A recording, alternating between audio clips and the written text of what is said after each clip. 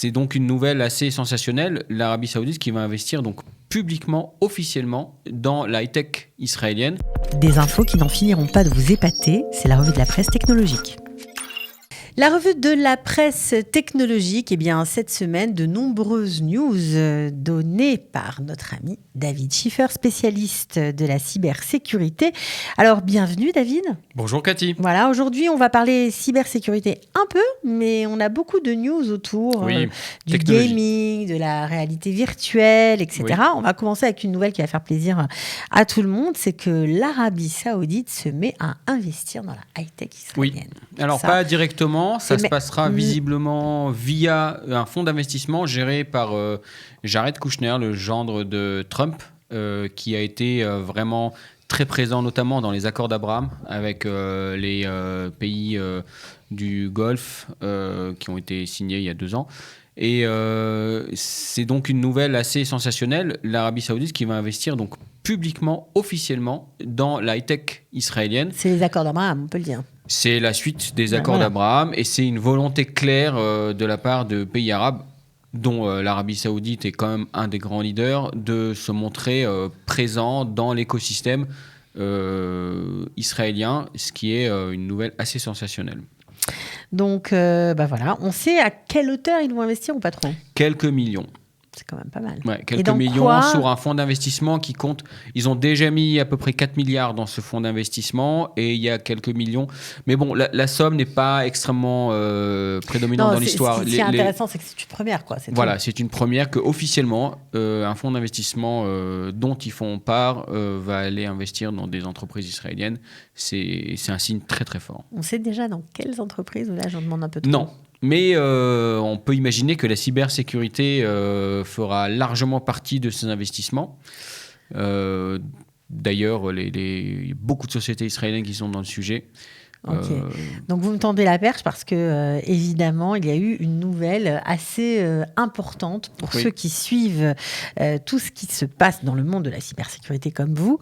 C'est une faille critique, une faille importante qui a été découverte et qui est assez ancienne puisqu'elle a plus de 10 ans. Oui. C'est quoi exactement ? C'est une faille qui permettrait à des attaquants de faire ce qu'on appelle une élévation de privilège, c'est-à-dire que devenir maître de l'ordinateur sur lequel ils auraient eu la main à travers cette faille. Et cette faille, elle concerne 2 antivirus, Avast et AVG. Des antivirus très populaires des années précédentes, on va dire, un peu moins aujourd'hui. Et ça fait, a priori, selon la société SentinelOne, donc c'est la société les chercheurs de SentinelOne ont découvert cette faille et ça a vraiment fait sensation. Ça a même fait débat entre les chercheurs et les sociétés d'antivirus depuis combien de temps cette faille existe. À noter que cette faille a été déjà corrigée en février de cette année et elle a été publiée que maintenant, après que les correctifs ont été largement déployés. Ça concerne quand même des millions d'utilisateurs.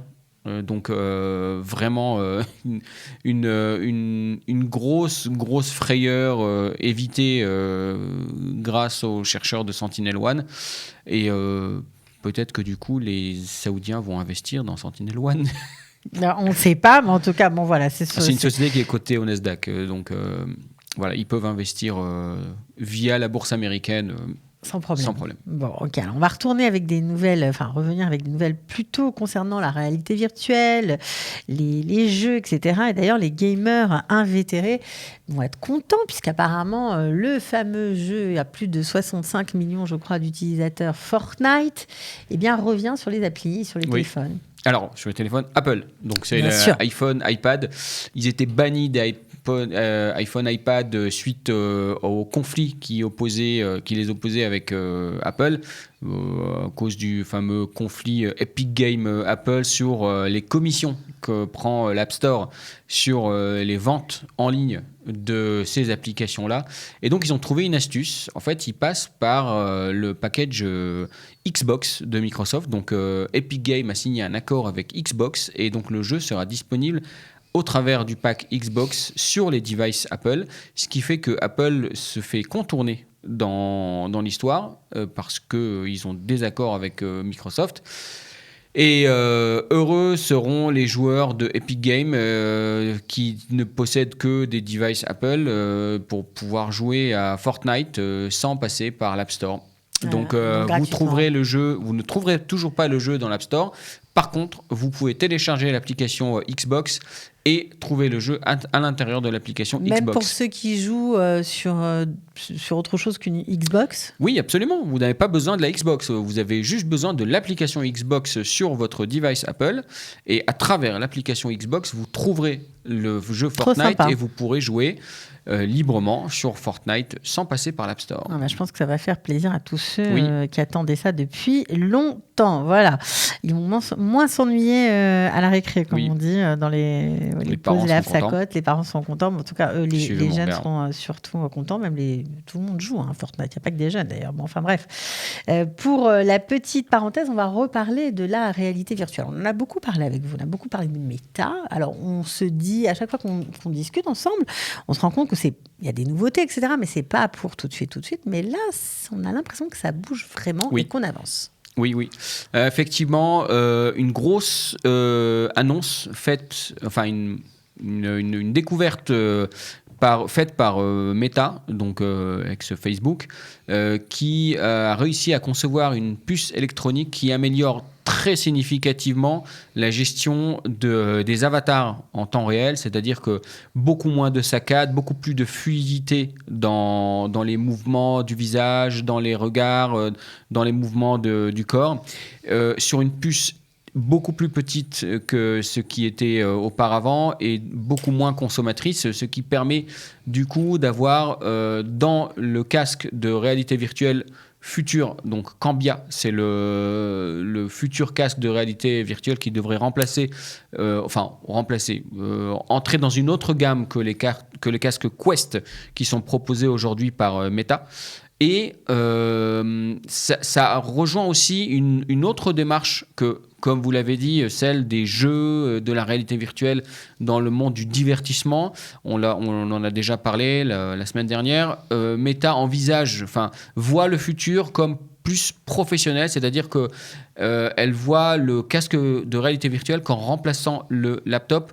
Et donc, du coup, au lieu de se balader avec un laptop pour aller au bureau, on aura un casque et on fera avec son téléphone, on fera comme ça, on aura l'écran. Sans téléphone, tout sera dans le casque. Vous mettez le casque et hop, vous tombez dans votre bureau. Et il parle même de faire du code. Vous passez la journée. Avec des lunettes, on verra comment. Vous êtes dans la réalité, vous êtes immersé c'est en immersion totale, c'est-à-dire le casque englobe un vrai casque avec les yeux, etc. Voilà, et vous voyez les écrans avec bien sûr les technologies de eye tracking qu'on retrouve sur les casques Microsoft, les HoloLens. C'est pour bientôt ça ? Alors, ils annoncent a priori 2024 pour le métaverse, mais les technologies commencent vraiment à arriver, notamment le eye tracking dont je viens de parler. C'est la technologie qui permet de suivre de suivre votre regard et de vous afficher les choses que vous êtes en train de regarder en fonction de là où vont vos yeux. Donc, c'est des éléments extrêmement importants. Après, est-ce que vraiment on sera capable de rester avec un casque 8 heures par jour pour faire notre boulot, pas certain. Faire du codage, etc. Ça, c'est pas sûr. Ouais, bonjour les psychiatres, les amis des professions des yeux en tout genre. Je pense qu'il va y avoir des nouvelles pathologies qu'on ne connaît pas encore. On verra bien. On verra bien, mais en tout cas, ça avance. Voilà. Comme quoi, c'est pas un projet complètement fou, puisque il y a de nouvelles trouvailles et c'est plutôt. Oui, et en parallèle, on peut aussi raconter que Google vient de racheter une société canadienne, Raxium, qui, elle, est spécialisée dans les écrans OLED, comme ceux qu'on a derrière nous, avec des écrans OLED qui ont la capacité d'afficher des éléments très très très proches les uns des autres, c'est-à-dire que la distance entre les pixels est très proche, ce qui fait que ça peut servir notamment pour les lunettes de réalité augmentée, c'est-à-dire nos lunettes là serviront également d'écran à travers lequel on pourra voir la réalité réelle.